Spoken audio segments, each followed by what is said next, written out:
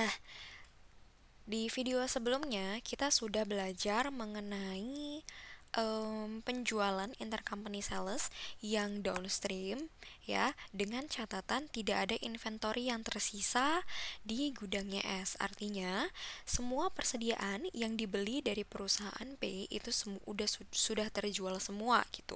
Sehingga kalau case-nya seperti ini, maka ya di dalam mengeliminasi intercompany sales di tahun 2011 kita hanya membutuhkan satu jurnal saja, yaitu dengan mendebit sales ya, kita dengan menghilangkan salesnya sebesar 450.000 dan menaikkan nilai COGS atau purchase sebesar 450.000.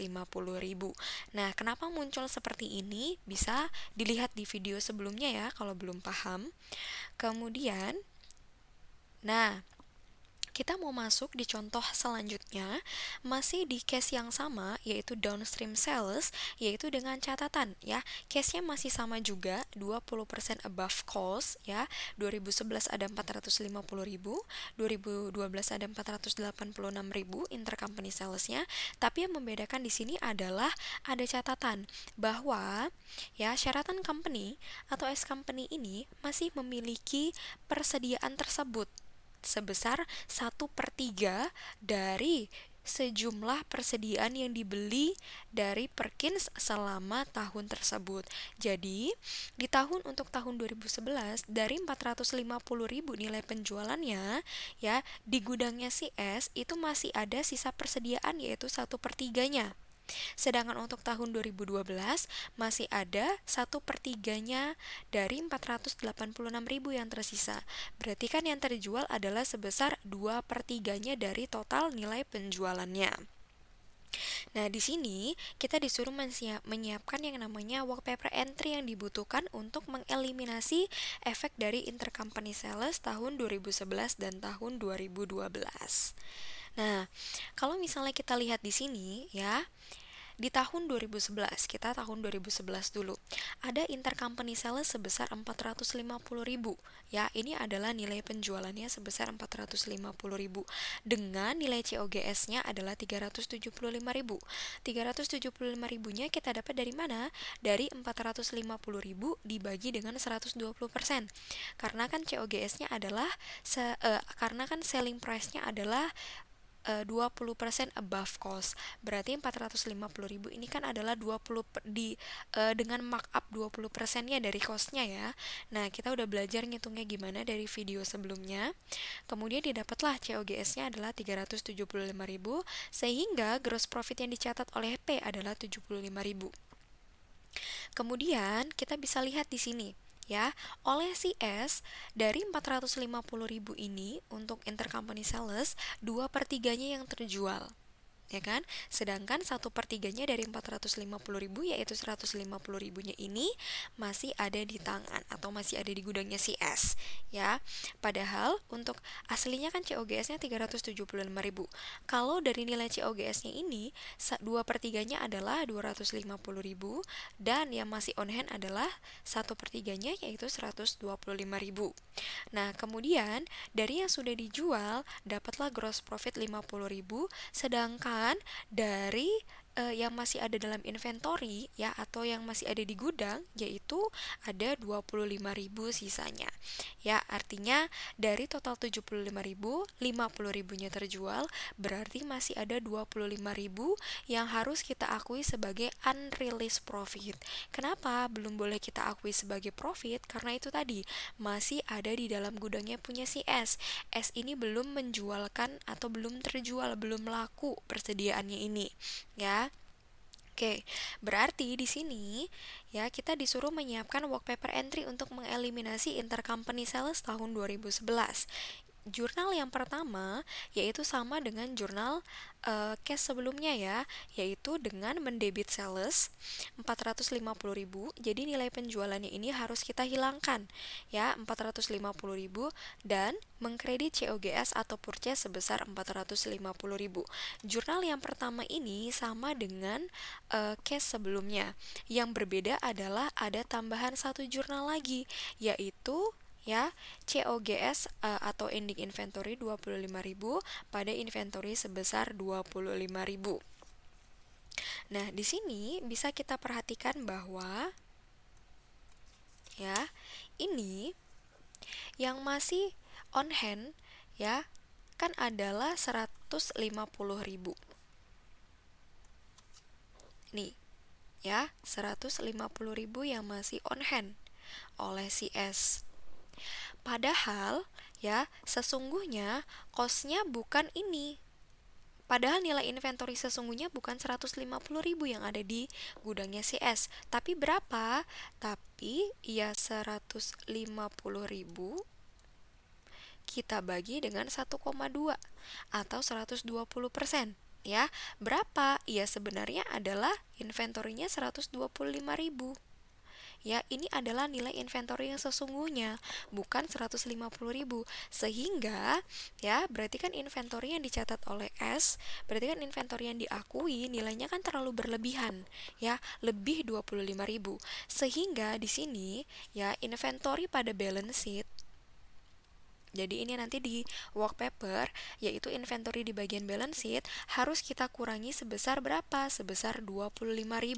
Karena overvalue ya, dicatat terlalu berlebih. Sebenarnya berapa? Sebenarnya kan cuma 125.000. Jadi harus kita sesuaikan. Nah, kemudian di sini ini kan jurnalnya ini kan jurnal yang pertama untuk menghapus sales, jurnal yang kedua adalah untuk mendefer unrealized profit, artinya untuk menahan yang namanya unrealized profit. Gimana caranya? Yaitu dengan cara kita menambahkan ya dengan cara mendebit yang namanya cost of goods sold ya. Jadi yang 25.000-nya ini belum boleh diakui sebagai profit karena belum terjual kepada pihak ketiga gitu. Nah, gimana supaya menahan dia supaya tidak jadi profit, yaitu dengan cara mendebit cost of goods sold. Kalau misalnya COGS kita naik, maka profit kan akan nurun. Itu kan tujuannya kita kan mau mengurangi profitnya, ya. Berarti kita harus menambahkan atau menaikkan nilai COGS atau nilai ending inventory. Kenapa pasangannya COGS atau ending inventory ini di income statement ya? Kenapa? Ya. Nah, saya harap kalian masih ingat bagaimana rumus ya atau cara mencari HPP ya, mencari HPP atau mencari cost of goods sold ya. Nah, ini adalah caranya ya.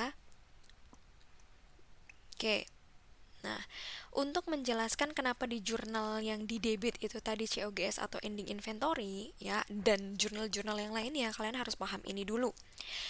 Nah, rumus untuk mencari HPP atau COGS yang pasti adalah beginning inventory ditambah pembelian dapatlah goods available for sale atau persediaan yang tersedia untuk dijual, kemudian dikurangi dengan ending inventory yang tersisa dapatlah cost of goods sold ya. Berarti COGS kan rumusnya adalah beginning inventory ditambah purchase dikurangi ending inventory. Nah, ending inventory ini sifatnya adalah mengurangi ya. Ya, ini sifatnya mengurangi. Minus ending inventory. Ending inventory ini sifatnya adalah mengurangi. Nah, sekarang misalnya beginning inventory-nya punya 40. Pembeliannya ada 100, berarti kan goods available for sale 40 ditambah 100, 140. Kemudian misalnya ending inventory-nya sisa 30, berarti dapatlah COGS adalah 130. Nah, yang mau saya kasih tahu di sini adalah kita mau nyari hubungan ya. Yang pertama, kita mau nyari hubungannya antara COGS dengan ending inventory. Kita mau cari tahu hubungan antara ini dengan ini. Gimana sih hubungannya antara COGS dengan ending inventory? Ya, saya catat dulu di sini. COGS gimana hubungannya dengan ending inventory. Nah, misalnya ya, di sini ending inventory-nya kan ada 30. Sehingga COGS-nya ada 110. Misalnya ya, misalnya misalnya ending inventory-nya saya naikkan menjadi 40. Maka apa yang terjadi? Maka COGS nilainya akan berkurang menjadi 100. Artinya adalah hubungannya yang pertama adalah jika ending inventory bertambah atau naik, maka COGS akan turun. Ya, berarti ini adalah hubungannya yang pertama. Berarti kalau ending inventory-nya itu kita naikkan, maka COGS-nya akan turun. Ya, itu hubungan yang pertama. Kemudian hubungan yang kedua adalah misalnya ya, ending inventory-nya kita turunkan, tadi kan aslinya 30. Kita turunkan menjadi 20. Maka COGS-nya akan naik. Ya, ini adalah hubungan yang kedua. Berarti jika ending inventory-nya kita turunkan, maka COGS-nya akan naik. Ya, ini adalah hubungan yang kedua. Jika ending inventory turun, maka COGS naik. Nah, berarti ini ya, kalau COGS ini kan berarti hubungannya sama profit ya. Kalau misalnya COGS-nya berkurang, maka profitnya akan naik, ya kan? Sedangkan kalau misalnya COGS-nya akan bertambah, maka profitnya akan berkurang. Seperti itu, ya. Jadi, dari sini kita bisa tarik kesimpulan bahwa hubungan antara COGS dengan ending inventory ini hubungannya adalah kontra atau tidak sejalan atau berkebalikan. Kenapa? Kalau salah satunya positif, pasti salah satunya negatif, ya. Kalau ending inventory-nya nambah, COGS-nya turun. Kalau ending inventory-nya minus, COGS-nya plus. Seperti itu. Hubungannya adalah kontra, ya. Oke. Itu yang harus dipahami yang pertama. Selanjutnya, kita mau cari tahu hubungan antara purchase dan beginning inventory dengan COGS, ya. Kita mau nyari tahu hubungan antara beginning inventory dan purchase terhadap COGS. Nah, ini kan saling terkait ya satu sama lain karena dia menambah ya. Cari hubungannya sama COGS. Nah, sekarang misalnya beginning inventory-nya kita naikkan menjadi 50, maka COGS-nya akan naik. Berarti jika beginning inventory atau purchase-nya naik, maka COGS akan naik. Ya, berarti di sini hubungan antara COGS dengan beginning inventory atau purchase, berarti kalau beginning inventory atau purchase-nya kita tambahkan, maka COGS-nya juga naik. Nah, sekarang kalau misalnya beginning inventory-nya itu kita turunkan menjadi 20, maka COGS-nya juga akan berkurang, ya. Berarti di sini jika beginning inventory turun, maka beginning inventory atau purchase turun, maka COGS juga akan turun. Berarti di sini hubungannya adalah kalau beginning inventory atau purchase-nya nurun, maka COGS-nya akan nurun. Berarti di sini hubungan antara COGS dengan beginning purchase atau beginning inventory atau purchase, hubungannya mereka searah, ya, atau sejalan.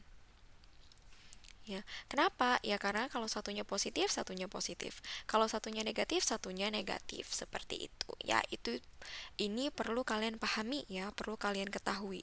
Jadi, di sini tujuan kita ya, di jurnal yang pertama, kita kan mau mendebit yang namanya COGS ya untuk mengurangi profit. Kalau COGS-nya naik, maka profitnya turun.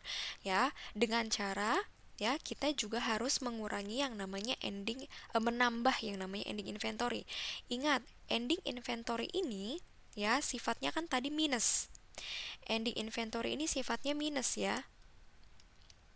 Sehingga ingat tadi ya COGS sama inventory kan kontra ya. Kalau COGS-nya naik, ending inventory-nya turun. Kita mau membuat COGS kita naik, berarti di sini ending inventory kan minus, harusnya dikredit. Berarti harus kita kurangi ya. Kita kurangi nilai inventory dengan cara apa? Ending inventory-nya kita letakkan di debit. Seperti itu. Jadi ya untuk mendefer yang namanya untuk mencatat unrealized profit yang 25.000 ini ya dengan cara kita mengurangi nilai ending inventory ya. Kita mengurangi nilai ending inventory atau COGS dan menaikkan COGS yang berakibat pada COGS naik sebesar 25.000 dan inventory di balance sheet ya untuk menyesuaikan nilai on hand-nya inventory sebesar 25.000 kita kreditkan ya seperti itu. Tuh, jurnal yang kedua. Nah, kemudian selanjutnya adalah kalau ini adalah sebenarnya alternatif view ya yang lain sama aja seperti dua jurnal yang tadi kalau misalnya digabungkan. Oke, sekarang kita masuk ke tahun 2012, udah ke tahun setelahnya ya. Tadi kan 2011, sekarang di tahun 2012. Nah, di tahun 2011 tadi, ya di tahun sebelumnya ini kan masih ada inventory on hand ya 25.000. Kemudian di tahun 2012, 25.000-nya ini sudah terjual. Ya, udah rilis. Sudah terjual kepada pihak ketiga. Nah, tujuannya apa? Ya, di sini untuk tahun 2012 sebenarnya ini masih lanjutannya dari jurnal yang sebelumnya ya. Berarti jurnal yang ketiga sebenarnya. Ya, tapi ini dibuat di tahun depannya di tahun 2012 ya. Gimana? Ini kan 25.000-nya sudah rilis. Artinya adalah kita mau mengurangi yang namanya beginning inventory karena kan sudah terjual. Ya kan? Sudah terjual, berarti kita kurangi beginning inventory-nya 25.000. Supaya apa? Supaya menyocokkan loh. Kita cocokkan dengan yang sebelumnya tadi. Sebelumnya tadi kan inventory-nya sudah kita kurangi ya di sini ya. Ingat, ini 2000 yang namanya eliminasi jurnal, ini kan kita harus buat yang namanya setiap tahun sekali ya. Harus buat. Artinya di bukunya CS 25.000-nya kalau misalnya udah kita kurangi di sini, di bukunya CS ya tetap aja on hand-nya tetap 150.000, tetap aja 25.000-nya ini masih ada, bukan berarti hilang ya, karena ini kan yang bikin adalah di bukunya P ya, bukan di bukunya S ya. Jadi untuk menyesuaikan dengan tahun sebelumnya ya, maka inventory beginning harus kita kurangi sebesar 25.000. Nah, seperti itu. Ya, ingat, beginning inventory ini sejalan dengan COGS. Artinya kalau beginning inventory-nya kita kurangkan, maka COGS juga akan berkurang. Ya, seperti itu. Kemudian, beginning return earning-nya punya P juga harus kita kurangkan sebesar 25.000. Kenapa? Karena, di sini ya, kan di tahun pada awalnya kan P sudah mencatat 75.000 sebagai profit ya kan, menjual ke S 75.000 sebagai profit. Nah, 75.000 sebagai profit ini pasti profitnya akan sudah tertransfer ya, udah masuk ke dalam return earning.